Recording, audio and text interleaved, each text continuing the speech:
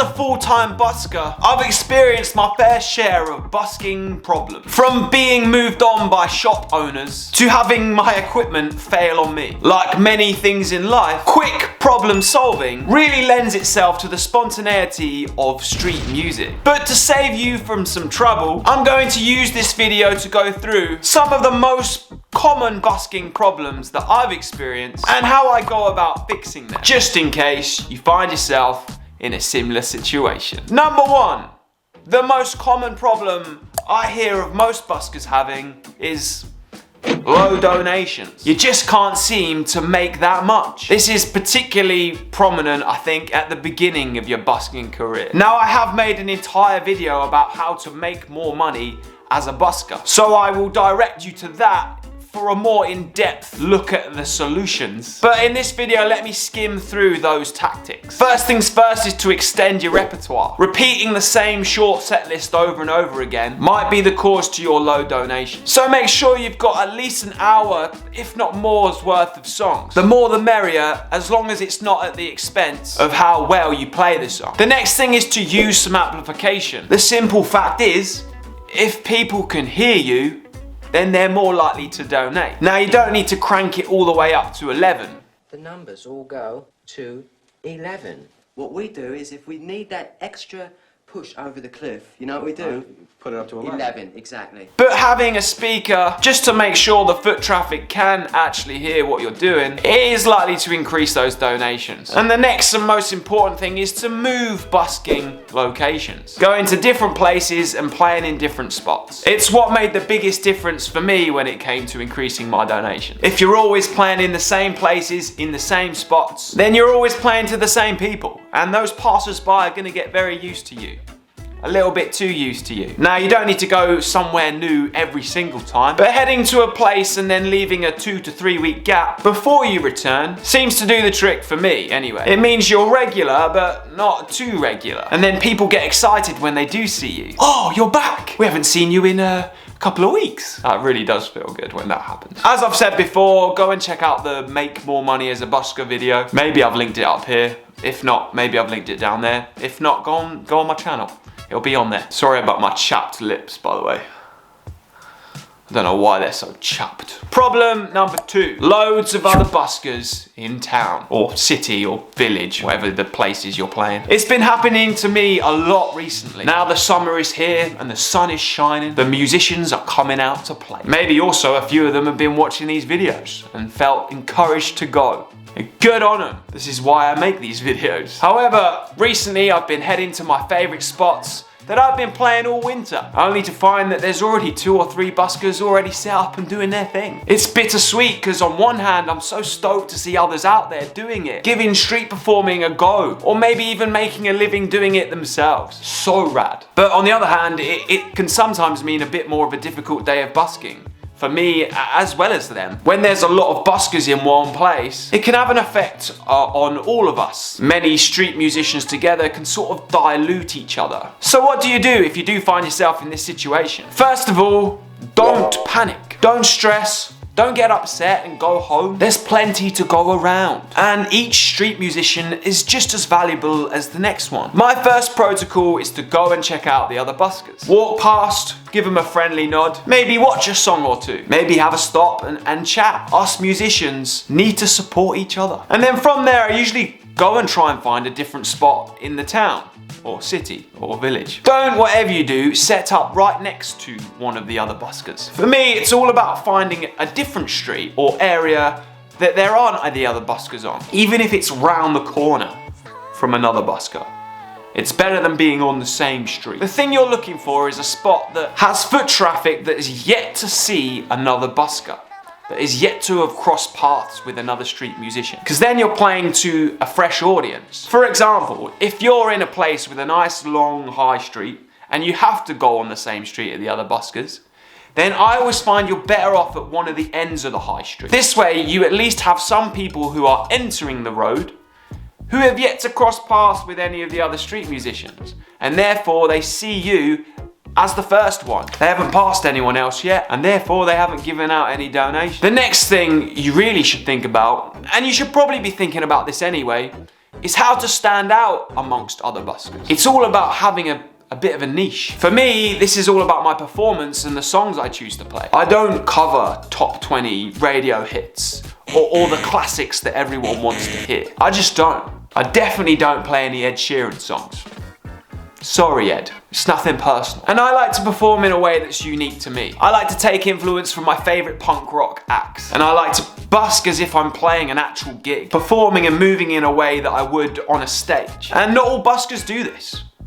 So if I am in a town with other buskers and they're busy playing Adele covers, then I'll stand out and receive some attention because I'm playing Green Day and Blink covers. And the people that walk past that resonate with that, they pay attention, even if they've seen the Adele covers. I think it's just important to really stay true to yourself as a musician. And the final fix for playing a populated busking area is to talk to your fellow buskers.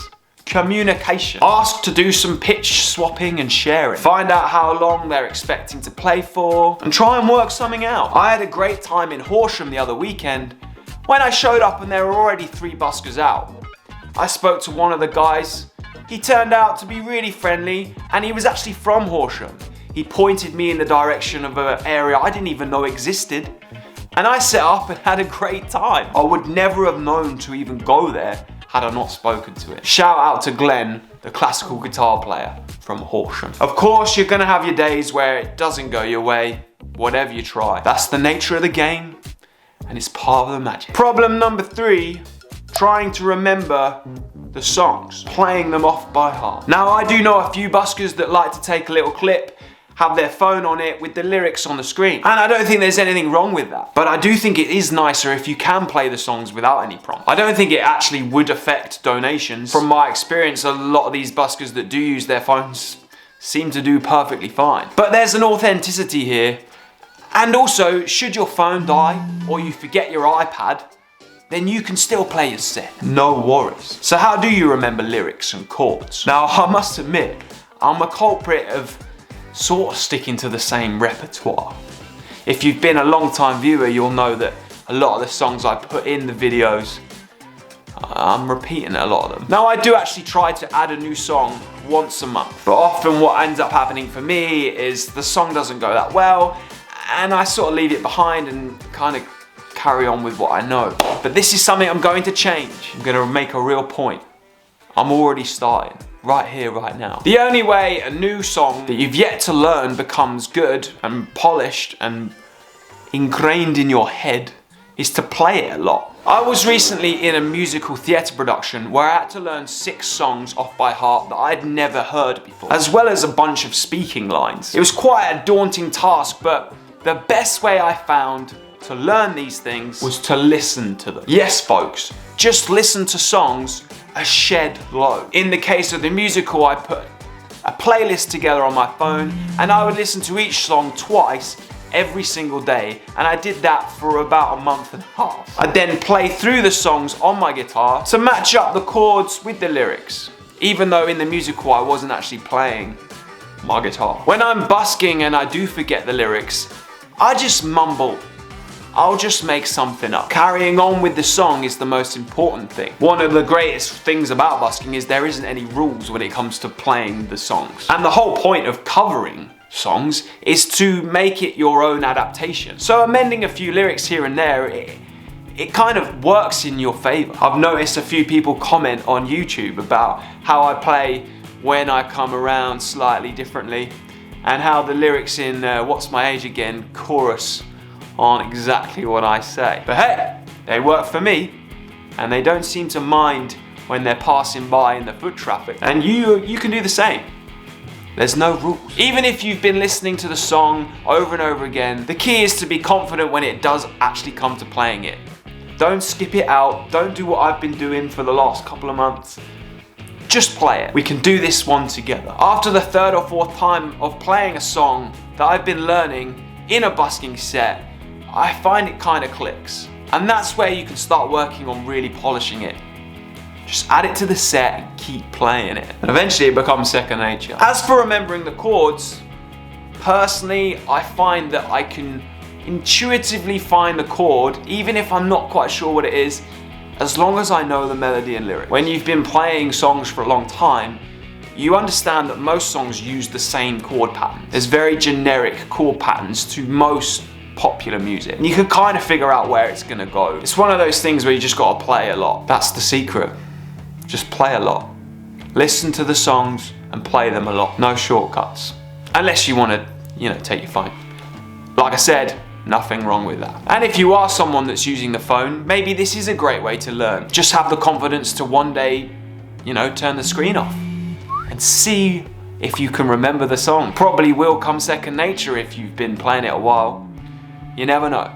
You might surprise yourself. Problem number 4, dodgy folk. If you're gonna spend a lot of time on the street, you're gonna meet some characters. And from my experience, 99% of the time, even if they do seem kind of dodgy, people seem to be really nice to buskers. Here in the UK at least, there seems to be this mutual understanding and respect towards street musicians amongst people from all walks of life. However, there are of course some exceptions. Very rare. My general rule of thumb is to keep calm, keep smiling, and most importantly, just keep playing the songs. If a dodgy person comes over, gets a little bit closer than you'd like them to, acknowledge them, but keep the interaction to a minimum by just continuing to do what you do best, playing the music. Like I said, most people do seem to understand that this is a sacred thing that shouldn't be interrupted. Magic is occurring when music is playing. If, however, somebody is intent on interacting with you and they're coming at you with negative emotions, anger, resentment, sadness, maybe they're annoyed, then try to meet those emotions with some compassion, some understanding, and just remain calm. I think if you meet them with negativity, then things are likely to escalate. I found when people are angry and they try to take it out on you, because you just happen to be the one making some noise in the street, if your reaction to it is calm and in a way a little reserved, then they tend to realize that you're not going to give them what they want and just walk away. You're not going to satisfy that thirst for a fight. And in most cases, people just want a verbal fight.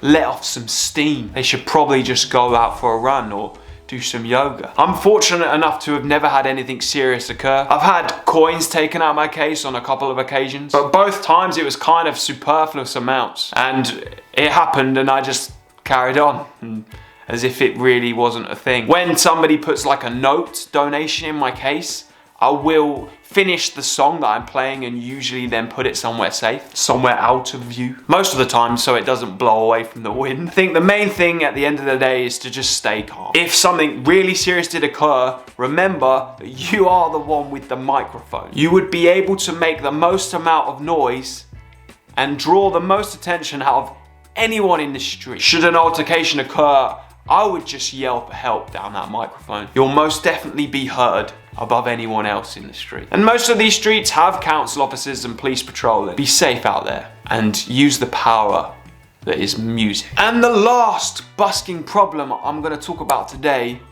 is equipment. Technical difficulties, gear failure, forgetting things. It's bound to happen now and again, especially if you're going out there on a regular basis. And when it does, it can feel like the most frustrating thing in the world. Imagine you show up, it's an ideal day, you're in an ideal place, you're the only busker and it's so busy. You try and turn your amp on and it's not even charged.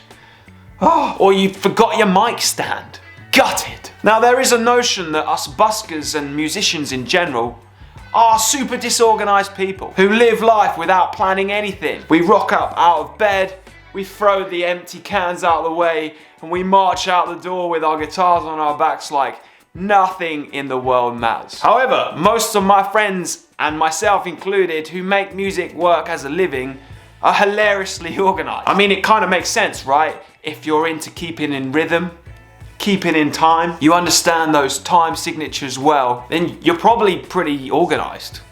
And you probably enjoy a bit of organization. At the end of every day of busking, I come home and I make sure everything gets put on charge.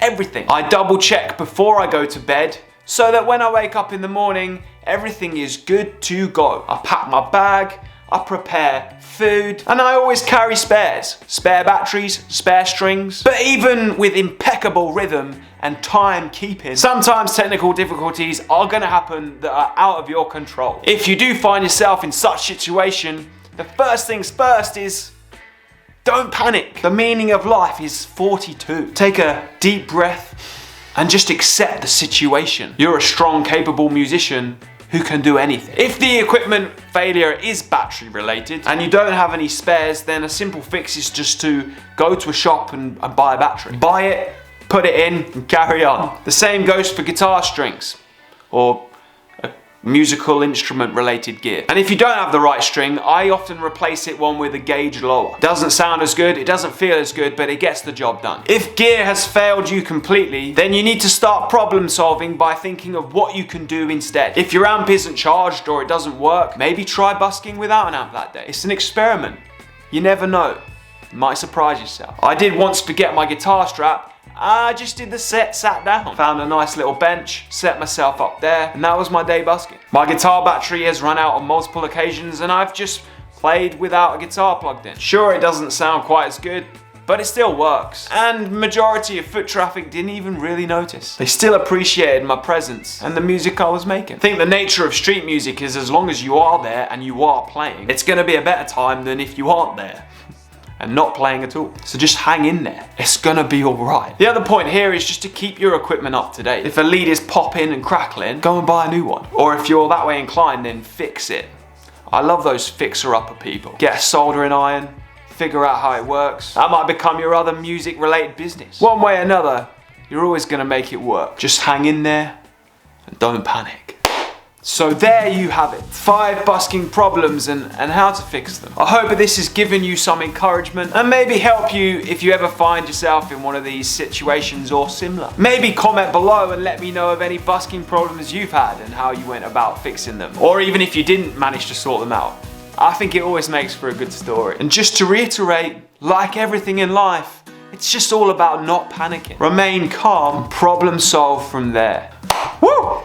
Thank you for watching this video. Click like if you did like it and hit subscribe on the channel. Join this wonderful community of buskers, musicians and just fans of the sport. And if you are a true fan, then turn notifications on. I am August Radio Project. I make videos every week and they come out on Mondays. In the meantime, peace, love, happiness. Go check out the other videos on the channel and I will see you in the next one. Have a great day. Oh, my legs hurt because I did a trail run and I can't stand up properly.